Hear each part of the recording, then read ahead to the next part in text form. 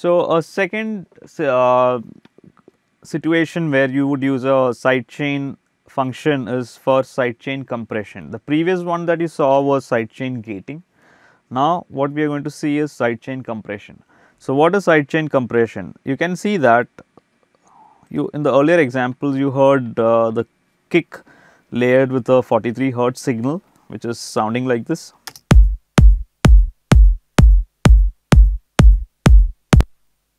Now, when bass adds on to it,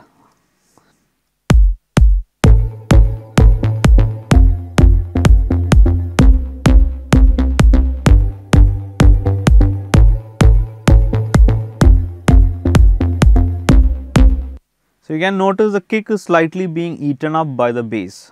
Why is that happening? It is mainly happening because of the masking of the bass of the kick by the bass.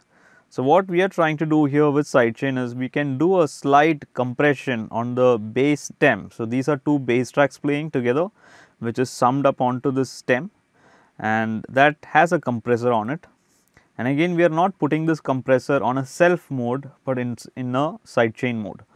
So, the same kick signal has been used as a sidechain trigger signal over here, and what you can notice is that while the kick plays, the bass stem goes down in level, it ducks. So, this is called as sidechain ducking. Putting it on.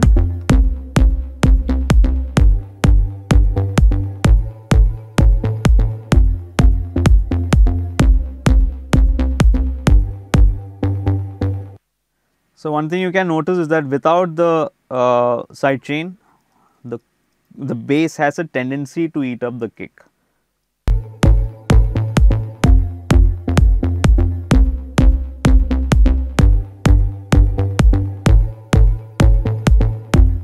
But with the sidechain on, you can notice the kick is actually projecting much better.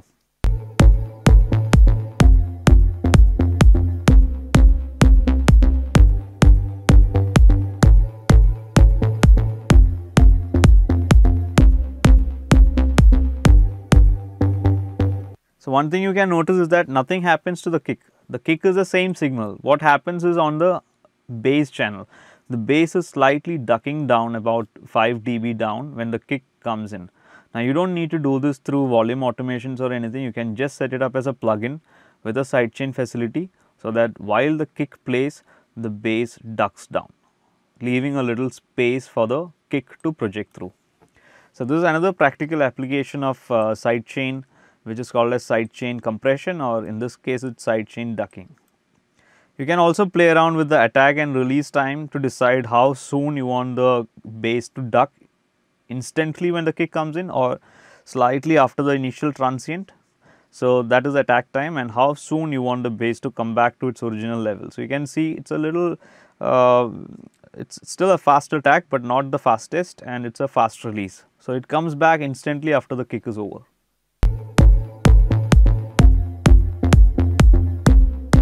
Off,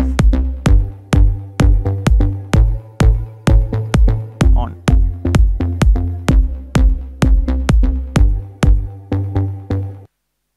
So, we will see another example when you would use a sidechain processing. Now, that can also be, so you can notice that there is a bass playing right now.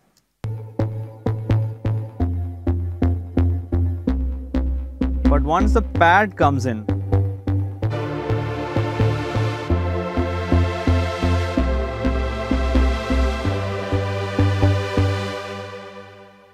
you can notice that the bass starts losing its transient, the pad starts eating up the bass. So, basically the pad is now masking the bass. So, what I can do is, again I can try the same sidechain compression on the pad track, but in this case I am trying a different way of processing it, because the pad has a wider spectrum. So, I am putting a multi-band compressor out here that has a sidechain facility. So, this is called as a C6 multi-band compressor with the sidechain option, and this is also set to, you can see you can be band specific on this. So, how do you identify what sort of band you can use? So, you can either put a spectrum analyzer on the pad and understand what sort of spectrum is loud in that, or just by hearing you can figure out the mid range is what is more prominent on the pad. So, you can see here the low mid band the high mid band and the high band are put to external sync, external sidechain input, and you can choose your bass signal as the sidechain source. So, I am not using the kick anymore, I am using the bass now here. So, you can see the bass group is sent to an aux path which is called as the bass sidechain, that is triggering the compression in this multi-band compressor. Now, if you put it to internal, it works on the self mode, which is by the pads signals. If you put to external, it works based on the sidechain input, in this case is the bass. So, you can notice now here, if the plugin is off, bypassed, the pad starts eating up the bass.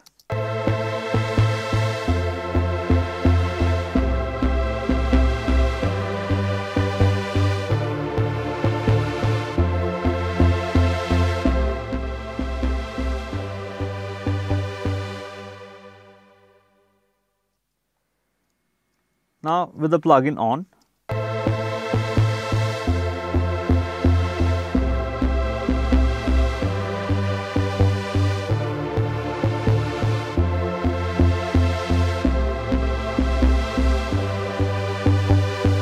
so you can notice that this band, mainly this high mid spectrum out here, is getting compressed when the bass transient kicks in.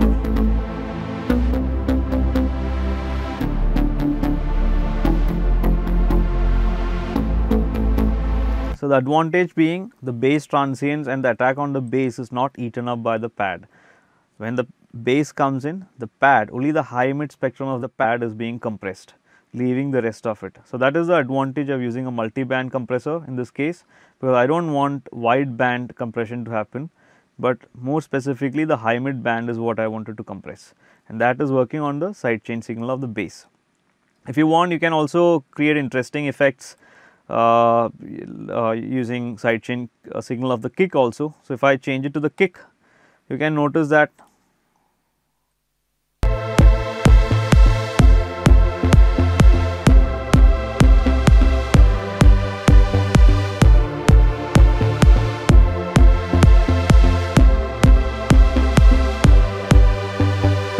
it sort of pulsates with the kick signal. You can also play around with the release time here to make it as an effect in the song.